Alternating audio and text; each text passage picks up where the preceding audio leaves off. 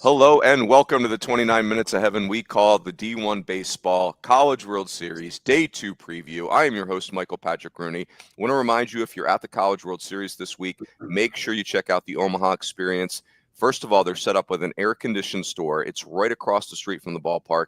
You'll see EvoShield, Louisville Slugger, DeMarini, and Wilson products all under one roof. Limited edition gloves, gear, apparel, and more. It's available only during the Men's College World Series.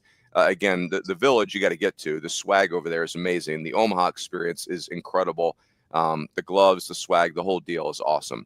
Right here, Rins. I got the Chinook glove right here. You can go to the Wilson store and check it out. They've got the Hatch Chili Chinook glove. They've got I believe it's dill pickle, the original, and then the barbecue. So I think the barbecue is actually pretty cool. It's like solid red, but I'm not a flashy guy, so I just went with the Hatch Chili. That's not flashy at all. It's very. I know, very well. I mean, in today's standards, this is not flashy. You're right. I mean, did you see the bright purple, the hot pink? You know, like everybody, every 14-year-old wants a hot pink glove. Apparently, swagalicious. So, yeah, very good. If you're watching, you can see that we've got big text there with the Chinook Cedary glove. We've got Aaron J. Fitt, America's favorite amateur golfer. And then we've got Sauce, owner-operator of the JoJo Joes. Gentlemen, let's play the feud. We had baseball games yesterday. It was awesome. Coastal 7, Arizona 4, Oregon State 4, Louisville 3. All of the games had drama late, which was fun. The park, I'd say it played fair to defensive. It's really anything in the middle of the field is really a graveyard, but we had scoring. It wasn't like we had in the dead ball era. Fitzy, why don't you give us a quick synopsis on Coastal's win over Arizona? Yeah, again, a little bit of I thought both games were just a little bit weird. Just a little, I don't know, like the rhythm was not quite like any of these teams were firing exactly on all cylinders. But I mean, like in Coastal's case, they had an inning there where I think they hit 3 guys, which was unusual. There was some weird bunt stuff in this game, but by and large, I mean, I thought Coastal still played a pretty good game. And they held the opponent to 4 runs. It's kind of Arizona can swing the bats, and I like how Coastal set up their pitching. They started Riley Eichhoff, who's really their number 3 starter, but he's also this senior guy who's got a sub-3 ERA. Hadn't pitched in 2 weeks because they swept the Super Regional, so he didn't pitch in Auburn. And I kind of liked the idea of rolling him out there to start the game and kind of set the tone, because you kind of know that he's going to be up for the moment. He's going to have the low heartbeat or what have you, and get him off to a good start, and he did. And a sinker slider guy, I think, is a good fit for the park. And he gave him 4 innings. Didn't throw that many pitches, only like 41 pitches, maybe something like that. And then they went to Fluky. They're Cameron Fluky, one of their other starting pitchers, and I kind of like the stack move. If you can win, if you can stay in the winners bracket in particular, there's plenty of time for those guys to rest up and come back. But he gave them 4 more innings, and then they got the last three outs with Dominic Carbone at the back end. And so, we've seen teams do this kind of stuff before because of this format being so spread out. You've seen teams kind of piggyback, and I think is a good way to get a lot out of your best guns. And so that worked out well for him. And of course, here's the thing. We talk so much about Coastal's pitching, and we should. It's one of the elite pitching staffs, maybe the elite pitching staff from top to bottom in the country.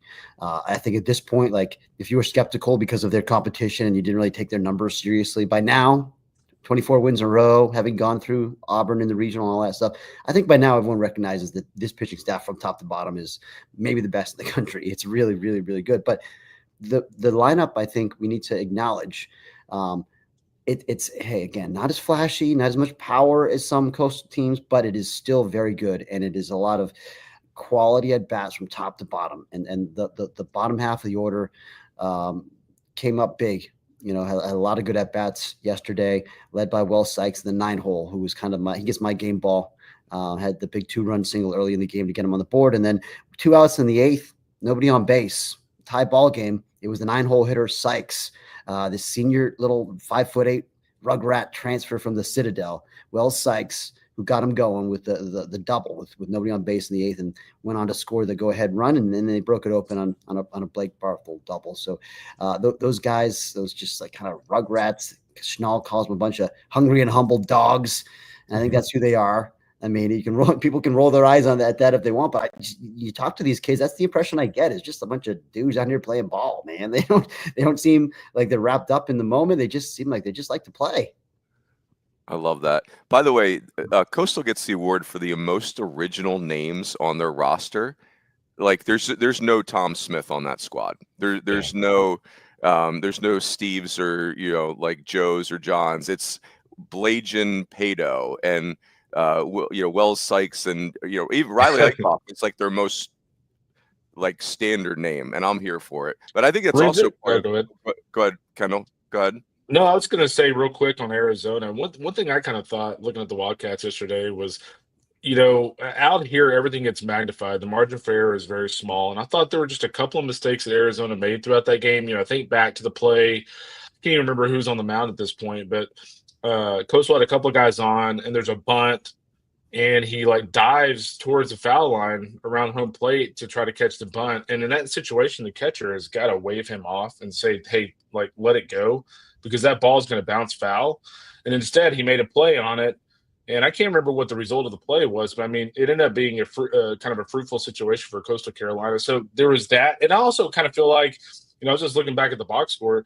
I also felt like Arizona, with a guy like Tony Pluto at the back end of the bullpen, once you get two guys on with Sebastian Alexander up, I think you've got to go to your guy there. Like, you've got to go to your superstar closer and get out of that inning without giving up a run or giving up anything, really.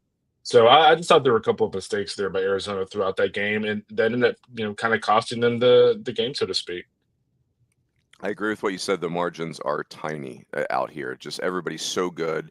The field doesn't allow you to create separation. It really just comes down to one pitch or one play all the time. Joe, why don't you take us to the Beavs win over Louisville? Yeah, I recorded a video. We do post-game videos for all the results here, so you can go check that out on social as well. But I think it kind of played out a lot like we thought it would, at least early on, in that the starting pitchers, Whitney and Forbes, were electric for the first 3 innings. And then the second time through the order, the at-bats just got better. And more so against Forbes than against Whitney, at least in the 5th and 6th inning. Both guys ended up having almost identical outings, both through 5 1/3, both bunch of strikeouts, both got hit a little bit late in their outings. But we kind of saw what those guys are on the high end, and also where they still have work to do. Forbes in pro ball, obviously, because he's a draft prospect, and Whitney a couple more years in college baseball. And but both gave their team a chance to win. I think both head coaches would take that outing 100 times out of 100 for their guy on this stage. And the 9th inning was really unlike anything I think I've ever seen. The Louisville rally included several plays I've never seen before, up to and including, a ball slipping out of the catcher's hand on an overthrown ball from shortstop, and he can't find it, and it was just bizarre. But long story short, walk-off hit, Iva Arquette scoring for Oregon State, and gave us 2 really, really fun games yesterday. And I think that's kind of all we can ask for. Lord knows we've had plenty of days where we show up to the park and it's blowouts early in this deal, and that was not the case here. So fun first day in Omaha. Man, I just to put a bow on that game, Patrick Forbes, we know, will be a very high pick, and it feels like his best pitching's ahead of him. Man, Dax Whitney looked like a top 5 pick yesterday. I mean, I know he ran out of gas and started to spray the ball later in the outing, but man, it was bonkers. That 90 fastball is sitting at 94, and then the 72-mile-an-hour breaking ball, and man, it was something. That's to see a slow curveball with that much bite. That's tight. I mean, they just kept on swinging over it. It was impressive. He's got the slider too, in between them. But I mean, it's awesome. It's just he's a real dude. Yep. And there's a real mix too. If you go back and look at his strikeouts over like the first 3 innings, so I think at one point he struck out 7 of the first 8 batters he faced. If you go back and look at his strikeouts over the first couple innings, it was fastball, curveball, fastball. So just a lot of mix. It wasn't like he was just getting all of his strikeouts on a fastball or a changeup or anything like that. There's a couple of changeups in there too. So just a really nice mix of those strikeout pitches for him. Yeah, that dude's a real talent. Hey, Kendall, I'm going to have you start us off with Murray State and UCLA, which will be game 1 today. My guess is that it's Nick Schutte for Murray State versus Michael Barnett for UCLA. Haven't seen anything official posted, but Kendall, why don't you give us kind of the keys from the Murray State perspective? What do you see as important for them? Yeah, I mean, I think just continue doing what you're doing. I mean, this was a team that going into last weekend at Duke, when we got on this podcast and talked about super regionals, it was like, okay, they had an emotional weekend at Oxford. You kind of thought, okay, will they run out of gas? Well, they didn't run out of gas. And as Aaron kind of pointed out earlier in the week, they were able to win that super regional in a variety of ways. They had to do it with offense at times, they had to do it with the pitching at times. So I think the biggest thing for them is, I don't worry about this, but you just never know, right? Is don't get overwhelmed on the stage. I thought not to compare them to Stony Brook too much, but I thought when Stony Brook got here, it was like a very quick 0-2. And I believe, by the way, that one of their losses in Omaha that year were to UCLA. By Stony Brook. So I just think Stony Brook did get a little overwhelmed when they got to Omaha. So I think that's a big key for them. I don't worry about that. It feels like a very loose club. But, I do think this team with their ability to hit doubles does match up pretty well in this ballpark. But, UCLA, I do lean UCLA on this game just because I love the way they pitch. I think the way they pitch suits this ballpark well. I think John Savage knows how to kind of set things up in this ballpark. And, I think the fact that UCLA, dominated that UTSA Super Regional after the first couple innings is just incredibly impressive. So again, I just think for Murray State, it's just about, not letting the moment get to you on the stage. If they do that, I think they can make this ultra competitive and potentially even win the game. They can go on and run this deal. They've got the talent. Love it. Fitzy, give us a look at from the UCLA perspective, keys for them. Well, first of all, it's going to be so much fun for America to get to see the best player in America, Rock Chalowski, on the biggest stage we've got. I think that's going to be an absolute treat. He's a joy to watch, a joy to talk to. He does it all. But I mean, he's not the only sophomore. Boy, they got a whole bunch of these guys that are just so much fun. I love my guy Dean West. I've got to give my guy Dean West some love in the pre-series show, and I regretted it because he's just again kind of short guy that has a little bit of pop. He can actually drive the ball a little bit, but it just really works counts. And he's the table setter in front of Chalowski. So, I think him getting off to a good start, and you got Lavu behind him as another sophomore, and Roman Martin. Like that's kind of the key for me is UCLA goes, I think, as those sophomores and then top half of the order go, and they've got more guys behind them. AJ Salgado and Peyton Brennan, the athletes and veteran guys that are nice players, winning players. There's a lot of winning players on this team, but they're going to come out here and try to execute their offense, and it's a multifaceted offense. It's not like the 2013 offense here where they're just going to single bunt, hope for a single, to drive a guy in or whatever. I mean, it's just like, this is a team that they can drive the ball more, but they can also still manufacture stuff. They do have some speed. So I think they're gonna be fun to watch, but it's also a much different pitching staff than we saw the last time UCLA was in Omaha. Of course, we've talked about this before. You're not necessarily going to get a lot of length from your starters, but that said, last time out, Michael Barnett in the Super Regional gave him 6 full strong innings of 2-run ball. And so, he's got good stuff, and he's capable of giving them a little bit of length. But if they don't necessarily need him to, is the good thing for them, right? If he goes out and doesn't really have it, they can go to the bullpen in the 3rd or the 4th inning, and they got enough guys to mix and match. And so I think it'd be fun to watch John Savage play the matchups against that really good Murray State offense and kind of watch that chess game unfold. Love it. Joe, how about an X factor for the Racers? I think it's scoring early because they're just not. Yes, they have the offense to play from behind, but I just wonder if this stage will be one in which it's harder for them to do that, and there's a chance that maybe things snowball on them. And I think UCLA's pitching staff is going to give them that opportunity because it's a lot of strikes. It's not stuff that's going to, they're not just going to be overmatched, right, in terms of the stuff. So I do think there is a chance for them to kind of come out swinging a little bit. Now, if Barnett is on his game and he's locating, then it might be a lot of rolling over the ball. We'll see. But I just think to keep the kind of this, they're a very vibes-based team. They're an energy team. They're all that stuff. I just think coming out and playing well, I mean, that's been kind of the thing that has buoyed them, even in losses, right, that just haven't gone their way this postseason. They've typically come out and scored first. And so I just think that's kind of a key for them to keep the vibes high and keep that momentum going. So it is not a recipe for success if they're Barnett or whoever for UCLA is able to mow through the lineup the first time through. And Joe, before I move on to UCLA's X Factor, is it true that this Murray State trip to Omaha is kind of the final part of your campaign to be named unofficial Missouri Valley baseball commissioner?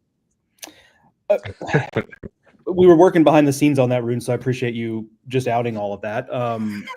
But that's fine. It can be breaking news. I'm just going to tweet that out. Scoop. It's a volunteer position, of course. But they call me Valley Joe for a reason, and it just feels like a natural transition at this stage of my career to be involved there in a more official capacity. We'll see what happens. I'm happy where I'm at. I took this job for it to be the last job I ever take. Oh no! We're going down that path. Oh no! Did you leave your family though? But we'll see. Yeah, I left my family to take this job. But we'll see, Runes. But thank you for bringing that out into the open. Absolutely. I'm just excited about the land grab that's coming because Ohio Valley Joe's coming for you next. So you better batten down the hatches and have your house in order. Let's go. Hey, I have two things real quick. I did not take Joe at 10:45 in the morning on Saturdays throwing strays. Number two, by the way, speaking of Murray State, Joe has a really good piece on Murray State closer Graham Kellum on the website right now to get you ready for game one today. So it looks like there's about 1,200 people watching this. Go check it out. Another really good piece from Sauce over here. Cannot wait to read that. Graham Kellum, what a piece of this story he's been. By the way, there's a commenter, Mark S. is saying, can we get Mike sold on Rock Chalowski? I'm assuming I am the Mike in question. I've heard of this Mike character, but I know I can promise you, Mark, that Runes does love Rock Chalowski. I actually posted a tweet, speaking of strays, being fairly critical of the Golden Spikes Award because I thought it was inexcusable that Rock Chalowski was not a finalist, let alone I think he should win the award. I'm with what Fitzy said a minute ago. He's the best player in the country. This is the best season in the country this year. I'm fairly certain Mark, both a veteran commenter here and on Weekend Wake is being facetious. You got us, Mark. Mark is having a good Mark day. S with the 2-0 combo. I swung right through that. That's well executed. Great arm speed on the. Yes. Runes, I have a more pressing question from Brian Weideman. Who is hotter, Delta Force or the Bees? That's a really good question. That's for you, Runes. That's for me. I'm not quite sure of the temperature of Delta Force. It sounds like something that operates at a very high temperature. But I'll say yes, both. They're both very hot. I'm in favor of both Delta Force and the Beavs. My X Factor boys for UCLA very quickly. I'm going to say Easton Hawk. Their better arms are at the back. And Easton Hawk is a freshman that has been up to 97 in the postseason. He's kind of the classic UCLA physical, tall right-hander. Drives a very big fastball downhill, has feel for off speed as well. Joe's point is well taken. Murray State has really not allowed people to get a lead and deploy bullpens against them. But that's going to be important for UCLA. Get Easton Hawk the ball with a chance to impact the game. So, okay, let me come to you on the second game. It's Arkansas LSU. I mean, I just hope they were able to sell the tickets for this game. It's kind of a dog of a matchup. I'm being facetious, by the way. There's me throwing a 2-0 changeup, with bad arm speed. So I'm assuming Zach Root versus Cade Anderson. Kendall, why don't you take Arkansas, and then Fitzy, I'll come to you for LSU. Yeah, I think for Arkansas, I was really impressed the way they played last weekend. They had the one game in the regional against North Dakota State where things looked a little iffy there for a while. But, guys, outside of that game, I mean, Arkansas has been awesome in this postseason. And so, you look at Zach Root and the way he pitched last week against Tennessee. I think the velocity was up just a hair. The stuff was sharp. We saw kind of a side of him on that one play that Andrew Fisher ran on the line that I don't think we've seen from him this year. So, Zach Root is feeling it right now. And I think this Arkansas team as a whole looks like a club on a mission. Like they're playing crisp baseball in the field. They're having really good at bats.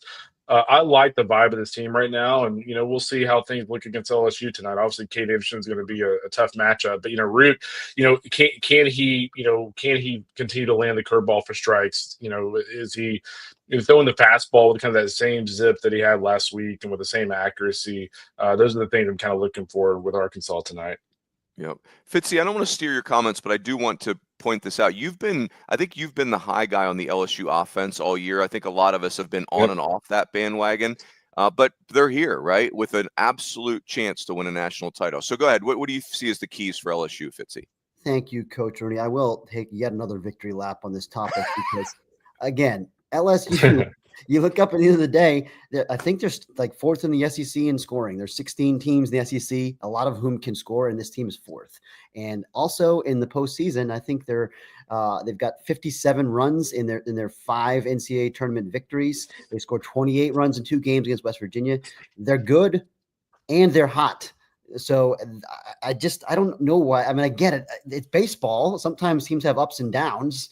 I mean, there's even a point where people were screaming about the Arkansas offense way back in, February. Like teams can have ups and downs, but this is a good offense, man. You got star power there with Jared Jones and Daniel Dickinson, who's an All-American caliber player, and Derek Coryell, who we all think is a clear-cut superstar, in the making right before our eyes. And then you got, Monster Milam, who's got track record, and, the guys at the bottom. I mean, again, if you've got Luis Hernandez, Chris Stanfield, and Michael Braswell or Tanner Reeves, any combination of those guys in the bottom third of your lineup, it's not like they have to be the centerpieces. Anyone will take those guys at the bottom of the lineup. Those are good veteran players with track records. So I think it's a good offense. And there's a bunch of guys that can hurt you. You got the Josh Pearson types too, who can grind you down a little bit. You got the Ethan Fries who can, really change the game with one swing. And I think it's multidimensional. I think it's athletic. The defense is good and athletic. And so, yes, I think that people have not been giving LSU's lineup its due. Those people know who they are. I don't have to call them out by name again. They live in Louisville, Kentucky. Yeah, that's right. But I think it's going to be fun to watch them on this stage. And hey, the key, you asked for the keys. The key for me is the bullpen. That's the one area of LSU where I still don't have the most conviction.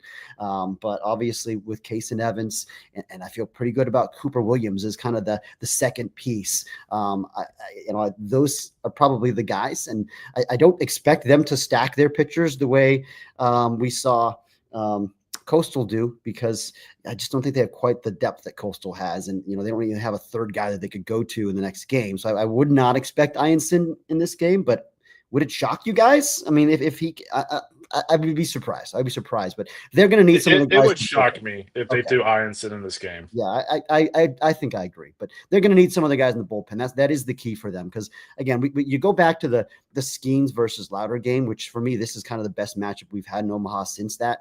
Cade Anderson versus Zach Root.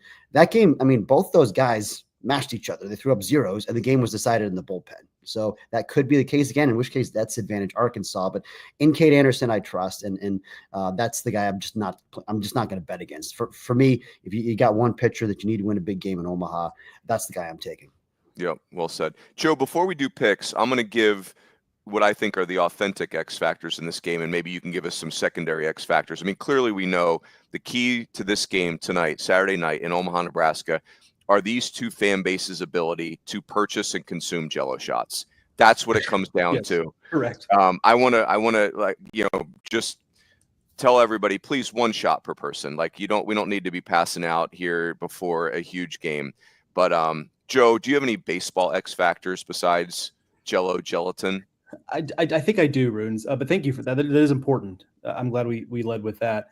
Arkansas just is very good offensively against left-handed pitching. 1047 OPS this season against lefties. That is 4th in the country. Cade Anderson, you might remember, is left-handed. Last time they saw Cade Anderson, they also did a pretty good job. These two teams met late in the season. They got 7 hits and 5 2/3 off Anderson, 3 runs scored, and that's about as well as you can expect to do against Cade Anderson on any given day. So that's kind of a key for me. And then on the LSU side, I'll echo a little bit of what Aaron said. I have a 2-part question: is how do they use Case and Evans? This is the most important game until LSU gets deep in this game, and this game is vitally important because it basically, if the bracket holds like I think we think it will, the team that loses this is now going to have to beat that same team probably twice moving forward if the bracket holds the way we would predict it to. So you're going to have to be prepared to beat this team again. So how do you use Case and Evans is kind of and the same could be asked about Gabe Gackle, by the way, for Arkansas. Like those are 2 massive bullets to fire. how do you deploy them? And to put some numbers against what Aaron's talking about, the LSU bullpen this postseason, 23 2/3 innings, 4.56 ERA. They have walked 18 batters in 23 2/3 innings. Now they've also struck out 34, so there's some swing and miss there. But that's a lot of free passes, and some of that, in fairness, is guys who probably they went to that they're not going to be putting in high leverage spots, right? So that's some of it. But you compare that to the Arkansas bullpen, a 2.37 ERA, 30-4 strikeout to walk in 19 innings. That's a pretty stark difference. So the LSU bullpen is going to be a very, very important part of this deal when it's all said and done. Love it. Boys, before we do picks, the Pat James, the Pat stat of the day is actually brought to us by our good friend Chris Gennaro today, because Pat is still not available to the squad due to the steak-eating injury. Bad hammy still, so we're going to miss him for the day. This is important. Clearly, we've now learned.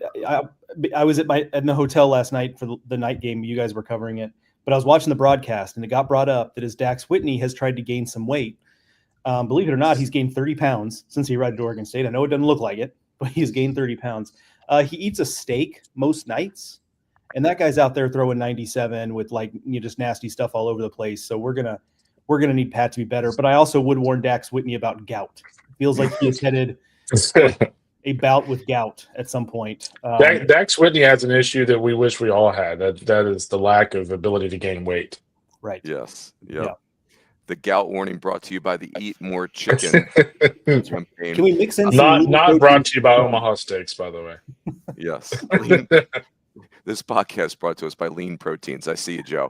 Fitzy, who do you like in the Murray State UCLA game? Gonna be a good one.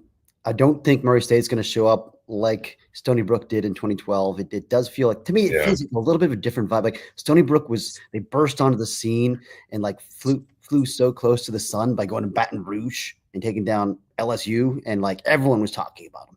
I don't really feel like everyone's talking about Murray State. It feels like they're still kind of flying under the radar a little bit, which I think makes them dangerous. And I would be surprised if they laid an egg here. I really would. But that said, I picked against UCLA in the regional and the super. It's to my detriment, and I'm not going to do it again. I do think this UCLA team is really good. I just also like the other teams that I loved. I was all in on Irvine, and then I was all in on UTSA. But listen, it's not too late for me to make amends. I am going to pick UCLA in this game. I think they're a very good, complete team. Yep. Kendall? I'm going to go with UCLA. When you look at a guy like Barnett, he hasn't allowed more than 2 runs in an outing since the beginning of May. So I just love that on this stage and that ballpark, and so I'm going to go with the Bruins. Valley Joe. Give me the Racers, and it's not just me being Valley Joe. I think there's also some decent justification here. Like I said, I do think Murray's offense is going to have a chance to get into this game a little bit, and then the big concern for Murray's pitching staff against Ole Miss and frankly against Duke to some degree is just the home run ball, because guys are they're going to make mistakes. Like Shuddy and Silva and the Kellum, as good as he's been, just are not as consistent as some of these guys we see for the other teams in Omaha. And there's going to be some pitches that get hit hard. This ballpark is pretty forgiving. And they've been good defensively, so they're not giving a lot away. So I just kind of like the matchup here, where I'm not outside of Rock Chalowski in particular. I just don't see UCLA's offense being one that can just run away necessarily from Murray here. So I do think it is a situation where Murray's going to be in this game, and give me the Racers with how many just 1-run games they've won, and just kind of the just the resiliency they've shown. So give me Murray. Yeah, I'm going to do the Racers. I want to pick UCLA because I just think their team is so good and talented. I guess my reservations on UCLA is it's a lot of sophomores, which just feels like young is not a great formula in today's college baseball, but they are here, right? And I think what you said a moment ago, Joe, about I could see Murray State getting a lead in this thing. That's just kind of been their way. And UCLA has kind of not been pressed in this postseason. They just have outplayed everyone. And so I wonder how they'll react. So anyway, all that said, go ahead, Fitzy. I'll piggyback on that because, to Joe's point about UCLA's offense, they have run away and hid from people in the postseason. They bludgeoned Fresno. They, scored a bunch of runs against Arizona State. They kind of cruised against UTSA. I feel like they're just playing at a really, really high level right now. And also, They just, I don't know. I lost my train of thought. I forgot my second point, but I had a second point that was going to be good. It was going to be really good. Oh, yeah. I can feel the electricity. It was going to be a game-changing take. Stay tuned for Fitzy's second point. We call that a tease in the business, Fitzy. I will say UCLA, watching them work out at the practices on Thursday, that's an impressive group. Like, that's not our father's West Coast team. Like, there's physicality. Like, Rock Chalowski looks like he could have been a legitimate Division I quarterback recruit. I got my second point. The sophomore thing. I like teams that are built around sophomores. A lot of times I find those teams even more than the junior teams. Like, there's no draftitis or anything. Like, you think about UCLA in 2010, it was Cole and Bauer's sophomore year. Their junior year, they didn't get through the postseason. So just something to think about. Yeah, it's like the pitching lab. He has to be plugged in every once in a while. Unplugged and plugged back in. Control Alt Delete is your friend. Kendall, why don't you take it? Who do you like in LSU Arkansas? Well, I have LSU winning the national championship, and as Jay Johnson said a couple of days ago, you're going to have to win a 3-game series against Arkansas, essentially, probably to get to the national championship. And if you're going to do that, it's better to start with a win. So I'm with Fit. I do like Cade Anderson on the stage. I love his demeanor in big games. I love the stuff. I think LSU will do enough offensively, and I like the Tigers tonight in a close one. Fitzy? Yeah, same. I think I already made that pick. I'm just not betting against Cade Anderson. But that said, I also think Arkansas is clearly the most complete and best overall team here. I don't think that's really that radical of a statement. I mean, they just rank up there in every category. They have a much better bullpen, I think, than LSU. So, I mean, Arkansas is the best team. The best team doesn't usually win. It did last year, but it doesn't usually win. It's usually the hottest team, or maybe just the team that has the right horses to ride on the mound. And in this case, I just think Anderson and Ianson are those right horses. But if Arkansas wins this game, it will not be a surprise. They are the best team, and if they do win this game, they may well go on and win the whole thing. Joe, what say you? I'm going with Arkansas, my national title pick. 1040 OPS this postseason. They're swinging it well. They hit well against lefties. I really like what Zach Root did last weekend against Tennessee. Now LSU's better than Tennessee. We've proven that out, but still, you like that. My biggest hope is that we get the matchup that we're looking for here. It doesn't have to be, it'd be great if it was Skeens Louder, but that's a pretty high bar. If we get something, just even a tick below that, I think we're in for a real treat. But I can't pick Arkansas to win the national title and then pick against them here. So we're going with the Hogs. I think I'm going to follow that rule that you just laid down, Joe. Like, I did pick Arkansas to win it all. So I do like what Kendall, I think, said a moment ago, where it does feel like a 3-game series, right? It feels like the opener of a 3-game series. No disrespect to Murray State or UCLA, but LSU and Arkansas do feel like they're operating at a different level. I like that Arkansas's, Parker Coyle being back and Gage Wood being back in the mix. Those are not guys they had all year and still had an incredible season. So, but I do think it's a 3-game series and two teams very capable of winning the national title. So give me the Hogs. That's it, boys. Well done. Hey, everyone, enjoy day 2 of the College World Series. I want to say thank you again to our good friends at the Omaha Experience. If you're here in Omaha, get over there. It's right across from the stadium. You will not regret it. It's awesome, incredible swag over there. That is it. Happy Saturday. Enjoy the games, and we will catch you next time on the D1 Baseball Podcast.